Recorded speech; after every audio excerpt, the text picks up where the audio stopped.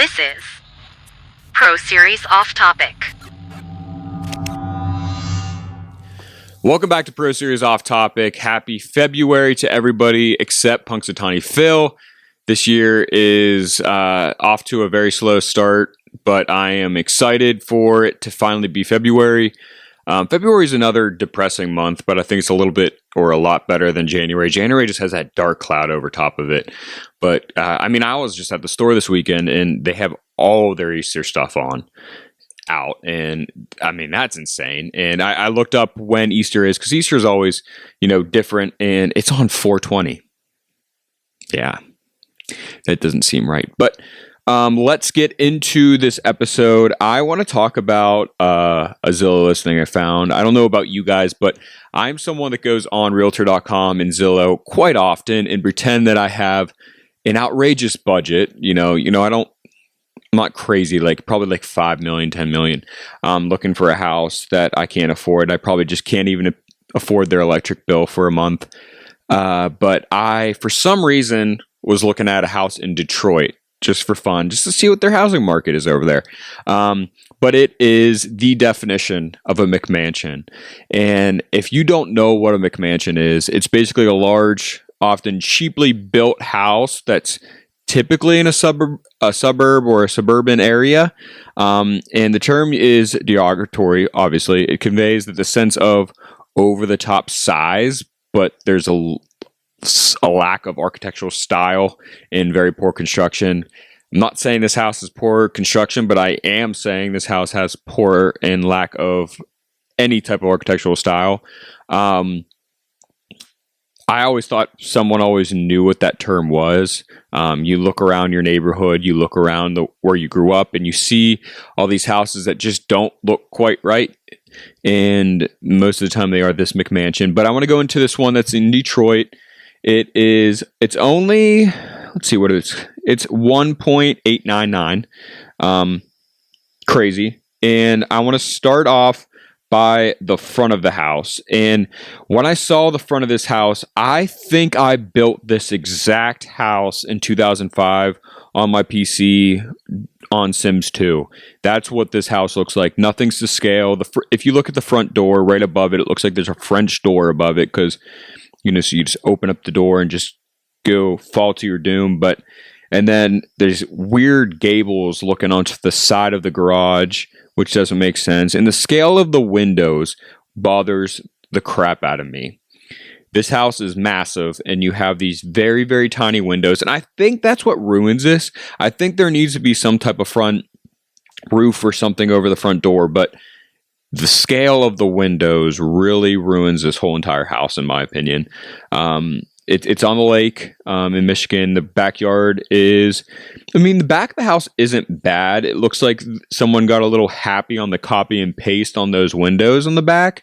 And the decks, there's 4 decks and no steps to get down out of. So you have to go literally throughout the house. I think it's a little excessive to have that many decks, but it's not my house. Backyard is about 10 feet, so enough for your dog to have a little bit of zoomy and then kind of, fall off into the river and take a nice swim. But overall, I think the back of the house is not as bad, except that the copy and pasting of the windows. And then you enter this foyer that looks straight out of a cruise ship.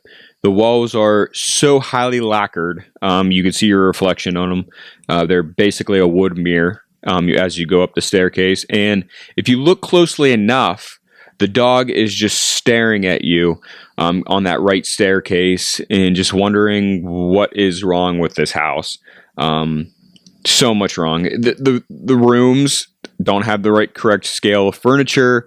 You go into these kitchens and these McMansions, and I always laugh because they never go with the scale of the home. Like, this kitchen's big, but it reminds me of just like a regular middle class home, not a 14,000 square foot home.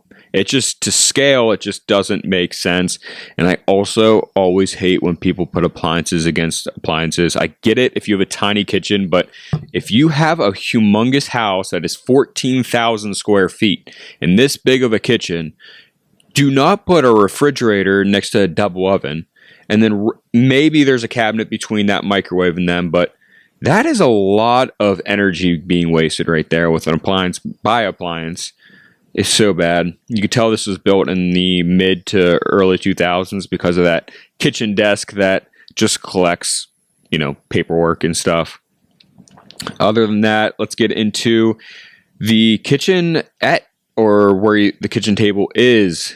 That table was literally just bought off of Amazon, and then they put a ceiling fan. I've never seen a ceiling fan above a dining room table, which is kind of strange. And then you get into this theater room. It looks like they were a big Satan fan. Very red, very scary. Like, when I think of a theater room, I think it should be dark and comfortable. This just gets me anxious. It's just from the red from the seats to the walls, and then the very, very dramatic looking window shades and curtains and blinds, or whatever you want to call those. That's just a lot for me, in my opinion. Yeah, and then they have the fireplace on with a poster right in front of it, so it's a good way for it to melt. And let's get into like my favorite part. Like this, it literally looks like a cruise ship. If you're looking at these pictures, I know I'm talking about this on podcast form. Go to my social media. I'll post a video of it all. It is literally a cruise ship. The bed is probably 2 kings.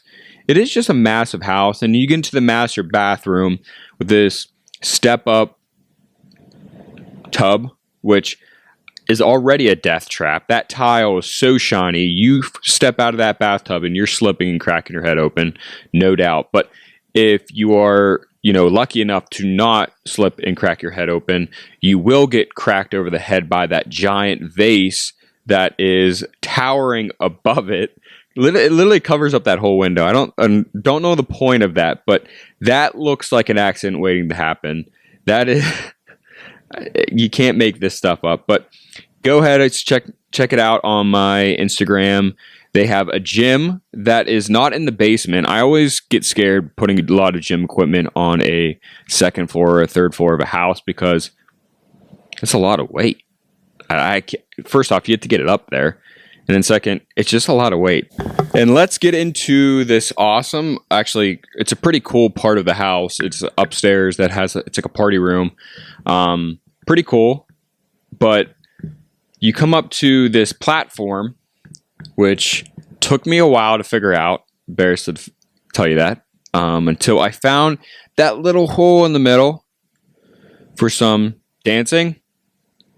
It's an epoxied stage with dollar bills all over it. You could use your imagination what that was used for. It looks like a fun room. It has a massage chair, a bar with some alcohol, poker table, pretty cool. I think the bones are good. It just needs some help. It has, a tanning bed, sauna, Batman machine. Pretty cool. But that's my main topic of the week. Head over to Eric Dillman Designs on social media to look at this house, this McMansion. But let's get into country music of this week and the songs of the week. First up, last week, my album of the week was Kane Brown's High Road album, but he did come out with a new version of a song that's on that album called Says I Can.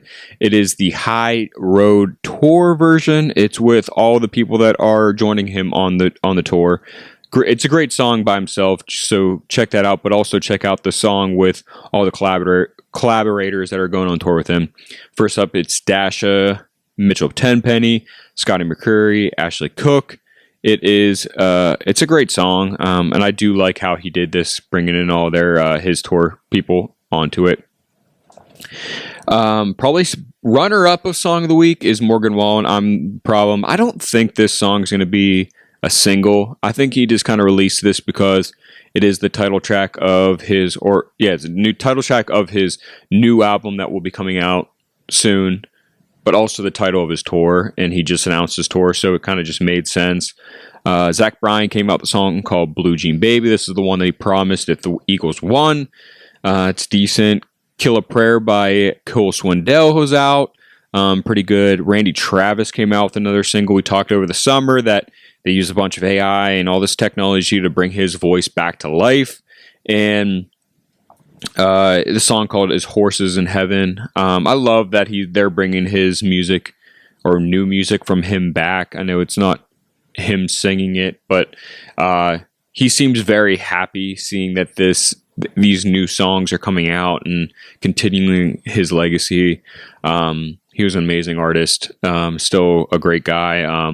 It's unfortunately what happened, but he is, I think, really loving this new music era for him. Next up, "Stay Rowdy" by Chris Janson.